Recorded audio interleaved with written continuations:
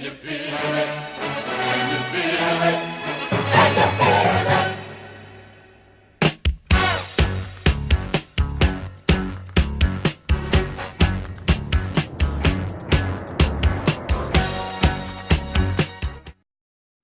explain to me this. I run up on this small company, right?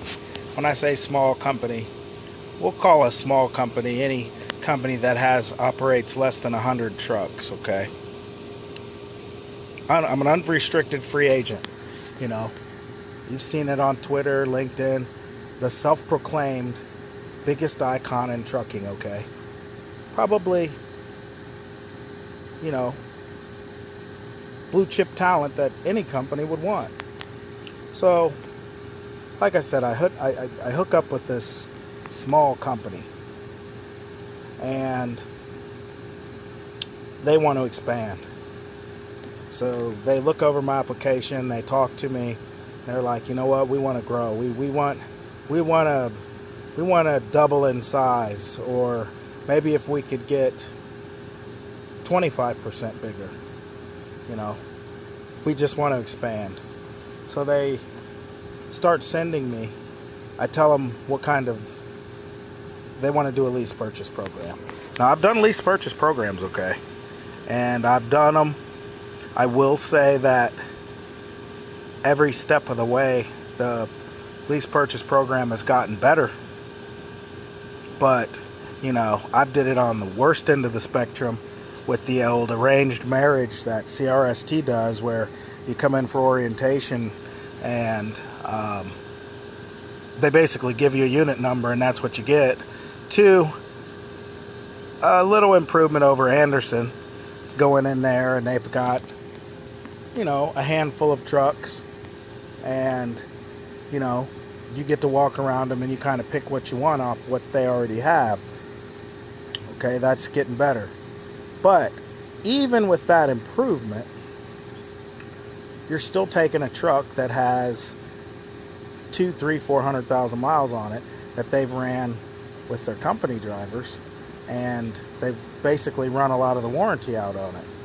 And it's got some more wear and tear on it. But it's still they're still decent trucks. Some of them are still decent trucks. I'm not knocking that.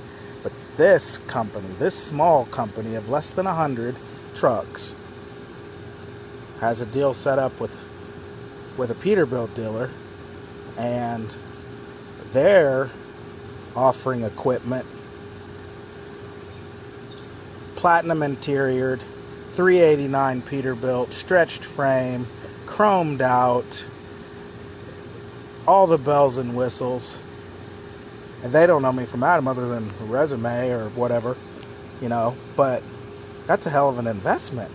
The little companies are willing to do that. Now, I always said you're not going to get blue chip talent when you're offering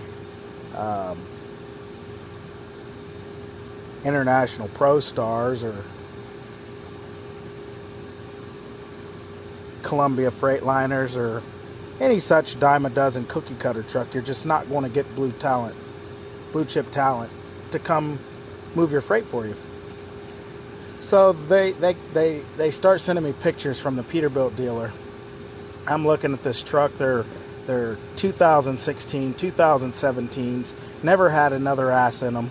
You know, not like the truck where, you know, if you're a non-smoker, you've got a truck that some fucking chain-smoking truck driver's ass has been smoking in, you know, or one that had fucking dogs in it and they fucking pissed on the carpet back there and you can't get the smell out of it, you know, none of that.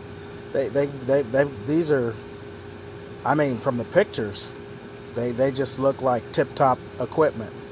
And they send me a couple, 3-4 trucks to look at, and I'm looking at them, and you know, they're trucks. They're long nosed, long wheelbase, all the bells and whistle Peterbilts.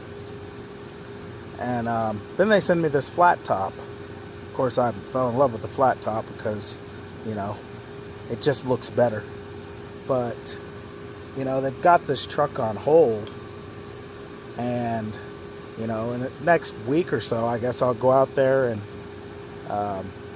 saddle up and I guess start running the truck. But, you know, that's what companies have to do if they want to get blue chip talent, you know.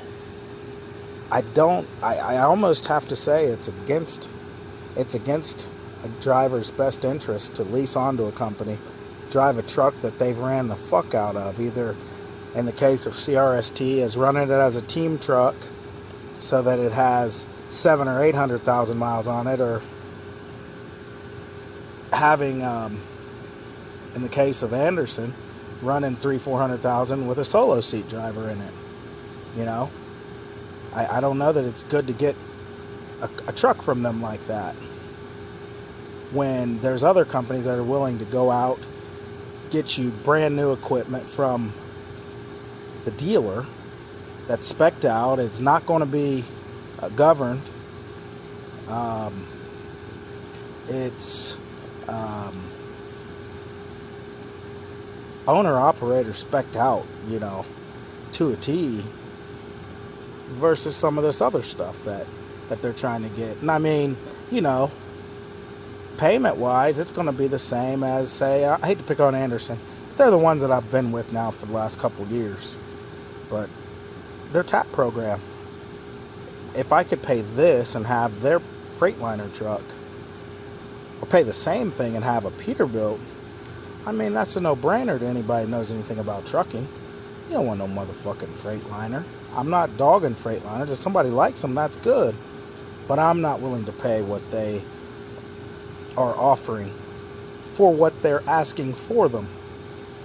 That, to me, what they're asking is reserved for a Kenworth W900, a Peterbilt 389, you know, a Western Star, not a Freightliner. But some of those guys over there love them.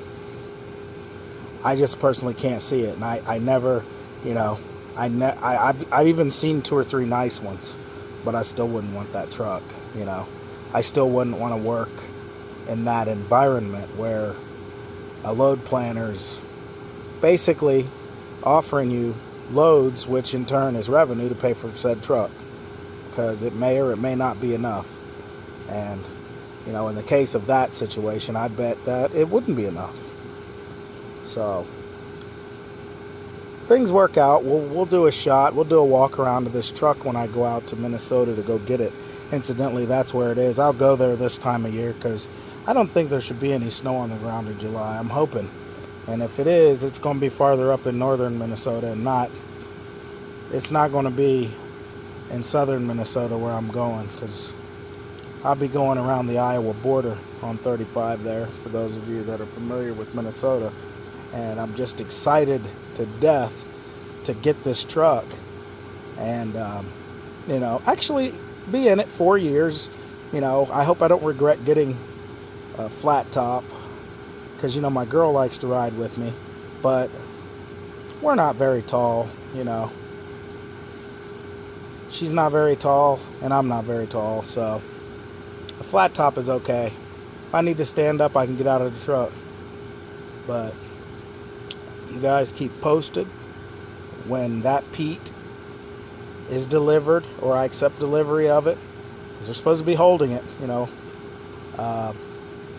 We'll do a walk around and we'll start doing some of these critiques from the front seat of my office, which will be leather now, not material, you know.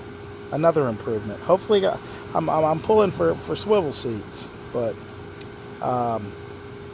we still have a few more to examine as far as I want to know this facility that was built by the last company I was contracted with, because I have a feeling a lot of guys are in mass exodus leaving because they might have got screwed out of some money, you know, here and there. And, you know, last thing they want is for us to all talk to each other. So, but hey, you know what? They were, if I was to judge them in poker hands when I went there, I put them at about a 4 of a kind face card, jacks, you know, not queens or anything like that, but 4 of a kind jacks, because I was so impressed with, I mean, just anybody that's ever drove a long nose, long wheelbase trucks, I mean, they just ride so much better, and they handle the way a truck should handle. It's not a bumpy ride or anything like that. You got good roads and a good load on you, they ride good. So I was so impressed with that. And it was such an improvement over the dime a dozen Freightliners that I drove at the carrier before that, you know, I got a taste of it, and I just was not willing to give those trucks up. I was like, they're offering me to drive aerodynamic Peterbilts or Freightliners or what have you. I was like, they were going to cost me more. No, I don't want to drive that. Nothing against them. If you guys like 579 Peterbilts, I mean, more power to you, but it's no truck I want to drive. So, but these here, you know, the truck that I'm supposed to be getting is probably going to be 100% of the way. Looks like it has straight pipes on it, you know, ungoverned ISX 550. Not too excited about that, but nonetheless, 550 ISX warranted. So guys, keep posted, because I can't wait to go to Minnesota and pick up that truck. You know, as soon as the GM gives the word, I'm out there. But anyway, I've chewed on your ear enough. I don't even know if this one will make the Twitter cut, but if it does, I'll cut it up and use pieces of it. Anyway, keep her in the lines. Talk to you soon.